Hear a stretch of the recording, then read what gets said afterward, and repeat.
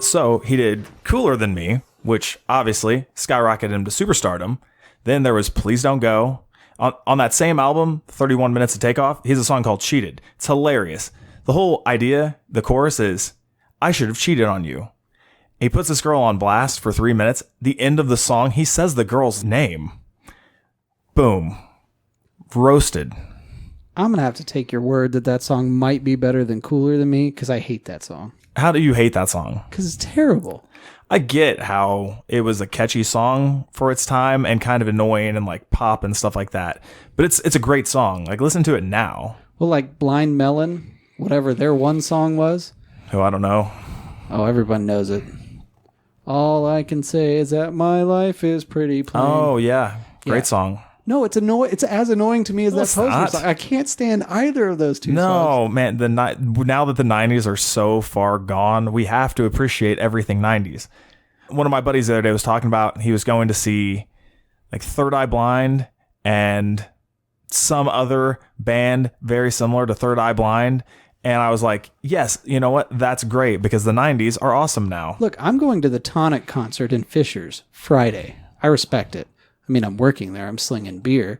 But all I'm saying is I can respect old school tunes. Sublime, the Sum 41s, the Blink 182s, pretty much anything with numbers in it. Mm-hmm. That song is terrible. Blink 182 is still making music. I know. So are the Red Hot Chili Peppers. They'll never die.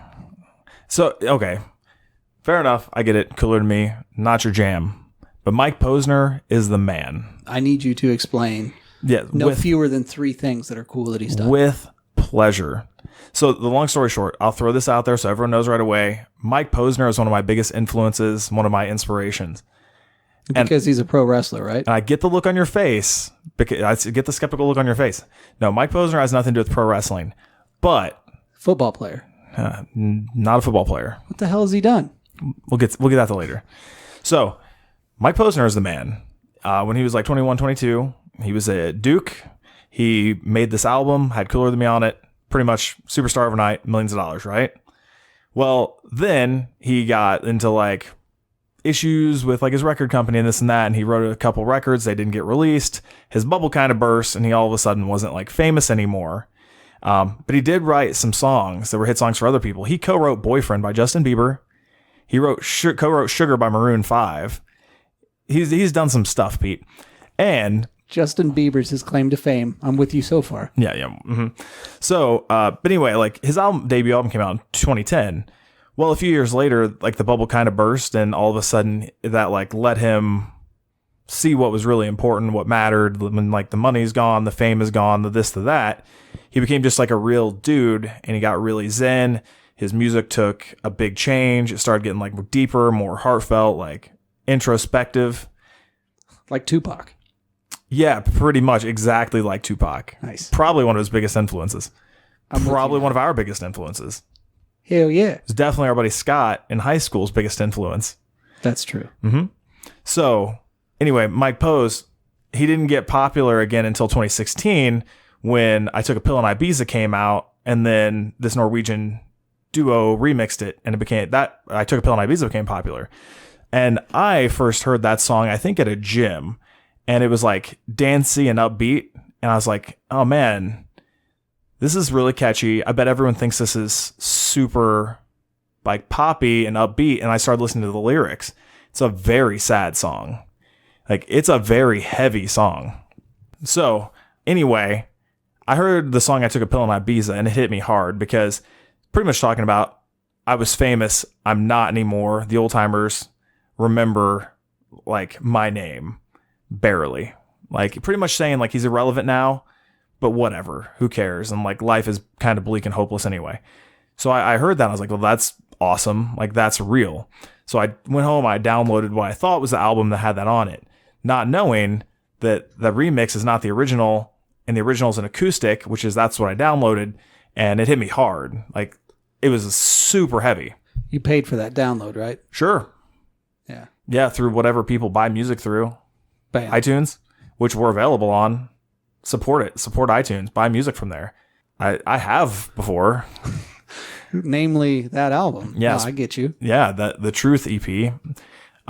And then, so he wrote another album, came out in 16 or 17, and the whole thing is just heavy. It's deep.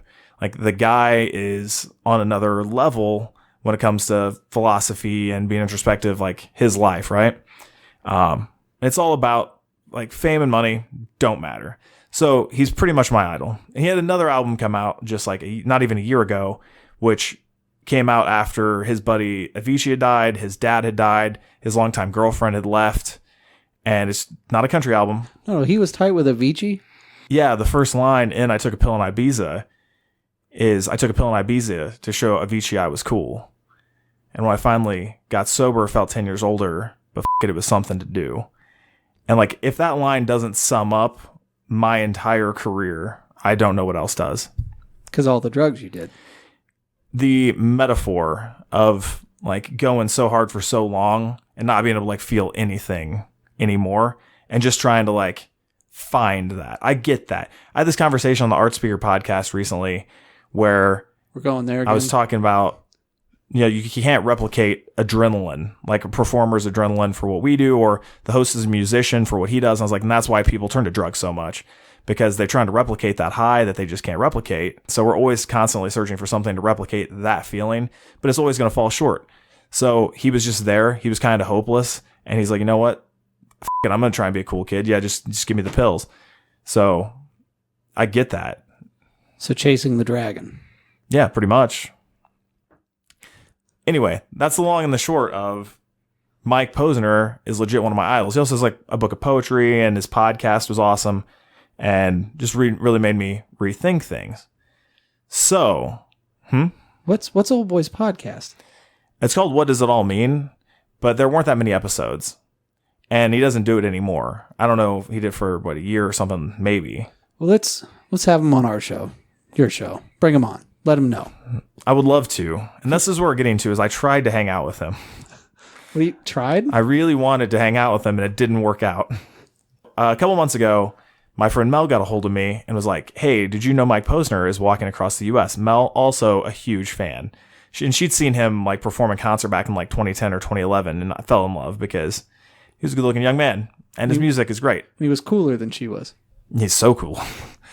And so she's like, hey, he's walking across the United States, and he's inviting fans to walk with him. Do you want to go? I was like, absolutely, I want to go. And then it got delayed a few months because he broke something, like his foot or ankle or whatever. And we've been watching since his walk started a couple months ago. We're like, he's going to come through Indiana at some point. And originally, he was going to come through Gary in northern Indiana. And we're like, shoot, that's a little far, but whatever, we're still going to go because we want to walk with Mike Posner and just talk to him. Then it changed where he's going to go straight through Indianapolis, which was awesome. So a couple weeks ago, he was at Monument Circle on a Tuesday night. Well, the two of us managed to get our Thursday off of work that week so we could try and chase him down. It's just like the dragon. So Thursday at like noonish or whatever, we drove to Monument Circle, and he was supposed to be walking he walks like 6 a.m. and then like 1 p.m. for a couple hours, like 20 miles. So, or 10 miles each. So we're like, okay, well, if we leave around Monument Circle like 1, we'll just go ahead and drive on his route straight west, which is supposed to be Washington Street, I-40 out west. So we're like, okay, we'll just get in the car and drive. So we get in the car and we drive. We're like, he shouldn't be more than like 40, 50 miles away. So we go ahead and we're going, and he's putting updates on Instagram and Twitter so people can try and like catch him. But he hadn't posted anything since Tuesday night. And we're like, okay, we don't really know where he is, but he should be on this road. It should be easy to find him because he's not on highways or anything major, or like interstates, I mean. So we drive and we drive and drive and we get like 60, 70 miles out. And we're like, oh man, this isn't looking good. But we keep checking Instagram and Twitter, and he hasn't posted any updates. So we're like, okay, we'll go a little bit further. So we get to Brazil, Indiana, and we finally stop at a coffee shop. And I think it was called Higher Grounds, which becomes the most important part of the trip, because now we can brag about how we went to Higher Grounds coffee shop in Brazil and try and play it off like that's a big thing, even though I'd never heard of it before. But we drove like 150 miles round trip just to go to this coffee shop, apparently. What'd you order? Oh, it had some cool name. I want to say it was called the Honey Bear. So it wasn't an Ethiopian single origin? No, so I've had a lot. I have those all the time now. Ethiopian single origins, New Guinea single origins, Venezuelan single origins. I know my coffee. Let's just say. So now you're into that blended flavored crap. No, this was some type of single origin coffee, but with some stuff added to it. I'm pretty sure it's called the Honey Bear. And I was just like, well, that name makes my life better. I'll have it. Oh, and I had a mocha muffin. Well, basically at Higher Ground, Higher Ground at us.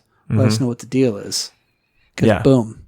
See that? That's co-promoting right there, man. Hey, man, if they want to give us coffee and we'll give them free promotion, I'm all about that. We're still waiting for our first sponsor. That's right. And I would gladly accept coffee. Mm-hmm. Absolutely. Can't stop, won't stop. Oh, yeah, side note, when it comes to coffee, I went to this charity event a few weeks ago at a gym, and they had a CrossFit gym, and they had 3 different competitions for gift baskets. And the first one was like $300 worth of gift cards to fancy restaurants. So I tried really hard to win the Ski EKG machine at that. And I should have actually. Like, I was leading all day until the last second when another guy went, and the machine was a little wobbly. So I was like, hey man, I'll stand on the back of it so you get a good first pull or two. And he beat me by 1. So I kind of helped him beat me, which sucks. But then there was also a long jump, and I don't have ups. But I had ups like no other when it was like $30 of Starbucks coffee and gift cards on the line. And I jumped 105 inches, bro. Up or out? Out. So you got mad outs, not mad I got ups. mad outs. Yeah. Yeah. The first one, I was like 91, and the next one was like 97. I was like, there's no way I can beat that. But the person in the lead had like 99. So then, boom, 105. I still don't believe I got beaten either. I had left like 10 minutes before the thing ended, and someone apparently beat me last second by like half an inch. And I'm skeptical. Isn't that the story? Isn't that the title of your autobiography? Beat me by a half an inch? So it's probably going to be the Jake Oman story. Like, almost success. Bam. So we go to Higher Grounds Coffee, and we're chilling out there for like 10 minutes. We're enjoying our muffins. We're enjoying our coffee. And we're like, we're going to check Twitter and Instagram a few more times. Please post an update. I'm like, okay, well, he didn't. So we're like, we'll drive another 10 miles down the road. We're almost like, it's like Terre Haute. And we're like, we'll just turn around and come back. So drive 10 miles down the road. Legit, as we're turning around, he updates his Twitter and Instagram. And the son of a bitch went from Indianapolis straight south without saying anything. So he's in southern Indiana, 2 hours away from where we are. So you tracked him down, right? No, because he was already done walking for the day by that time. So even if we went, we would have just like knocked on the door of the RV that was like trailing him or whatever, and he probably would have told us to go away. We could have offered to buy him a coffee. Or recommended Higher Grounds. I know. He should have came. We could have had it together. I almost even thought about taking the bastard gifts, because I was like, I want to give him some important things to me. Be like, hey man, this is what I do and how you impacted my life. Have a White River Wrestling t-shirt. But nope, didn't do that because I didn't see him. Were you prepared with a shirt? Yeah, I was. And I had multiple sizes, so I could be like, hey man, what size do you wear? Do you want to be best friends? What about your elite tank top situation? Did you have a tank for him? No, only a few people got tanks, bro. Respect. Yeah, like the important staff and crew got tanks.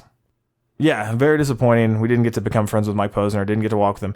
Also, on the way, he's playing essentially like what he calls ninja shows for his fans, where he'll just pull out his acoustic guitar at the end of the day and start playing some music. Sometimes it's his, sometimes it's other people's. It's always beautiful and moving because the man is awesome.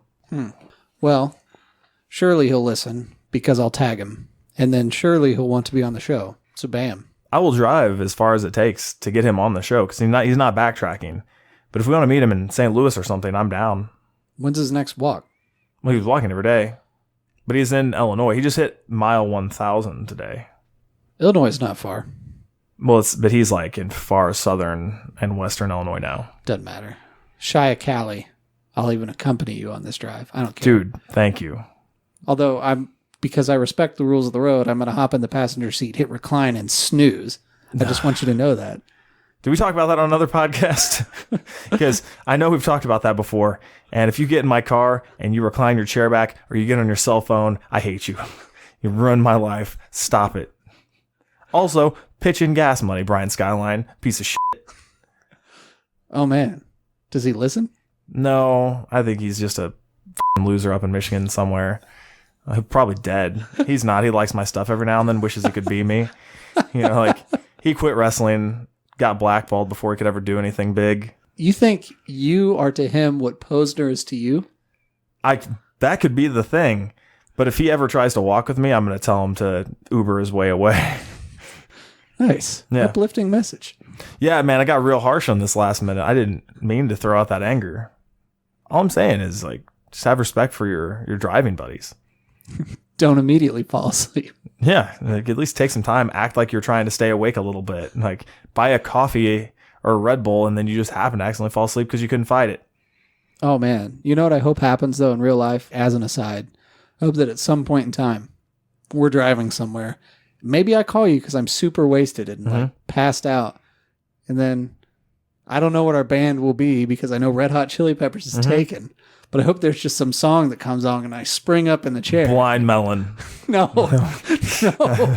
I hope it's Blind Melon. No. Step back from the ledge, my friend. Why would you? That's not Blind Melon. No, it's not. It's Third Eye Blind. I just found out, yeah. Either way, it'd have to be something cool. Because then I'll just fight Hino and say, no, Jake's new favorite band is Celine Dion. I will YouTube you fighting Hino, and that will go viral. How long before I get crushed? Ooh, it depends how long he wants to play with you. It's like a big cat with a tiny mouse and nowhere to go. I see. It could destroy the mouse at any time. Does he run fast? Pretty deceptively quick. Dang. So the stick and move situation, not really an option. I mean, zig and zag as you go away and hope that he has alligator limitations. What do you know anything about alligators? That's just the thing they say is don't go in a straight line, go zig and zag because they can't turn very well. Who's they, dog? Everyone. You can't. That's not just public knowledge. I'm pretty sure that's a known fact. I mean, it could be, but I don't think everyone knows it. They know now. You're welcome. And there is your learning lesson for the day. Saving lives. Thanks for listening, everybody, at Off the Cliff Pod, at Jake Oman 2012, and at Multimedia Hustle. And we'll be back next Wednesday because since the beginning of time, that's the day we release. Always. We've never been late at all. We always have released on Wednesdays, but sometimes we gifted it to you a day early. I like the way you spun that. Makes it sound like good people. It has nothing to do with our schedules not syncing up earlier in the week. So Wednesday, the day we've always released, we'll be back.